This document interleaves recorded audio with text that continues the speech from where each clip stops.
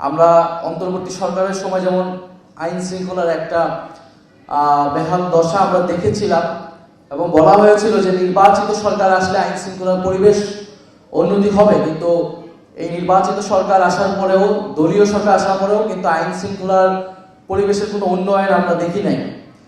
যিনি স্বরাষ্ট্রমন্ত্রী রয়েছেন তিনি অনেক কাজে ব্যস্ত, তিনি সংবিধান সংশোধন করতে ব্যস্ত, কিন্তু আইন শৃঙ্খলার পরিবেশের পরিবর্তন বা সংস্কার করতে কিন্তু ওনার সেই ব্যস্ততা আমরা দেখি না।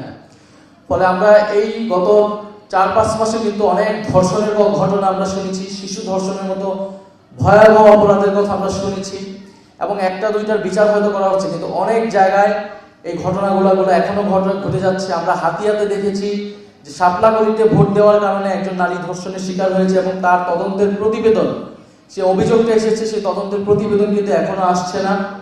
ফলে এই যে এই ধরনের ঘটনা ঘটছে সামাজিকভাবে, রাজনৈতিকভাবে, তো এই সরকার যদি গতানুগতিকভাবে চলে, আগের সরকারের মধ্যে অবস্থান নেয় এবং নারীদের জন্য কোনো এই সামাজিক রাজনৈতিক নিরাপত্তা নিশ্চিত না করে, তাহলে এই সরকার জুলাই গণ অভ্যুত্থানে যে নারীদের কন্ট্রিবিউশন বা আমাদের সকলের যে প্রত্যাশা সেইটার পক্ষে সম্মান প্রদর্শন করবে না বলে আমরা মনে করছি। ফলে আমাদের আহ্বান থাকবে সরকারের প্রতি যে অবিলম্বে সংস্কার প্রক্রিয়া বাস্তবায়ন করা, জুলাই সনদ বাস্তবায়ন করা এবং সংবিধান সংশোধনের মাধ্যমে নয়, সংবিধান সংস্কার পরিষদের মাধ্যমে এই সংস্কার বাস্তবায়ন করতে হবে। অন্তর্বর্তী সরকারের সময় আমরা দেখেছিলাম শুধুমাত্র এই 5-6টা সংস্কার নয়, নারী কমিশন হয়েছিল, শ্রম কমিশন হয়েছিল, মিডিয়া কমিশন হয়েছিল। সেই কমিশনগুলোর কোনো রিপোর্ট এলে কিন্তু আমরা কোনো কিছু পাইনি।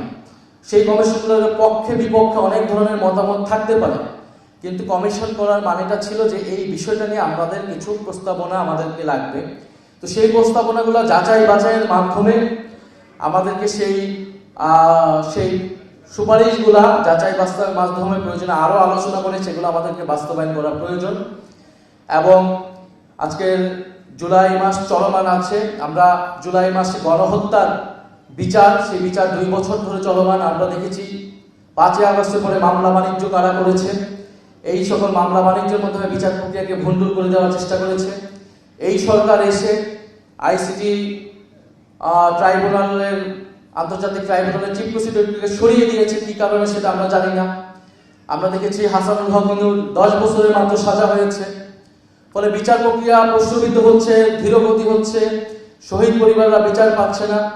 আমরা বিচারের দাবিতে কথা বলে যাচ্ছি সংসদ এবং সংসদের বাইরে। আজকেও সংসদে বিচার নিয়ে আমাদের একটা আলোচনা আছে, তো সেই আলোচনার জন্য আমাকে আবার সংসদে যেতে হবে। এই জন্য হয়তো আমি আপনাদের বাকি অনুষ্ঠানে থাকতে পারবো না বলে দুঃখ প্রকাশ করছি। তবে আমি আপনাদেরকে আবারও ধন্যবাদ জানাচ্ছি যারা দূর দূরান্ত থেকে কষ্ট করে এসেছেন। এবং আমাদের এখন সকলের দায়িত্ব যে জুলাই গণ অভ্যুত্থানে যে সকল নারীরা অংশগ্রহণ করেছে তারা, আমরা অনেকেরই খবর রাখতে পারি নাই, বিশেষত ঢাকার বাইরে সে প্রান্তিক নারীরাও ঠাকুরগাঁয়ে এক মেয়ের স্লোগান, আমাদের সারা এখনো সেই স্লোগানের ভিডিও আমরা দেখি যে স্বৈরাচারের বিরুদ্ধে, পুলিশের বিরুদ্ধে স্লোগান দিচ্ছে। তো এই সকল নারীরা নানা ধরনের ভালনারেবিলিটির মধ্যে আছে, রাজনৈতিক নিরাপত্তাহীনতার মধ্যে আছে, সামাজিক নিরাপত্তাহীনতার মধ্যে আছে। তো নারী শক্তির প্রতি আহ্বান থাকবে জুলাইয়ের সকল নারীর পক্ষে দাঁড়ানো, দল মত নির্বিশেষে এই সকল নারীদেরকে ঐক্যবদ্ধ করা এবং ঐক্যমত কমিশন সহ সংস্কার প্রক্রিয়ায় যে সকল রাজনৈতিক এবং সামাজিক দাবিগুলো ছিল নারীর পক্ষে, সেই সকল দাবিগুলো বাস্তবায়নের জন্য কাজ করে যাওয়া, সরকারকে চাপ প্রয়োগ করা। এবং আমি মনে করি শুধু নারী শক্তির কাজ না, পাশাপাশি এনসিপি সহ এনসিপি জুলাই গণ অভ্যুত্থানের সকল অংশীদারও সেটার পক্ষে কাজ করবে বলে আমরা প্রত্যাশা করছি। নগদ নিয়ে এলো হার না মানা হার অফার। সর্বনিম্ন 10,000 টাকা রেমিটেন্স নগদে পাঠালে থাকছে স্বর্ণের হার জেতার সুযোগ।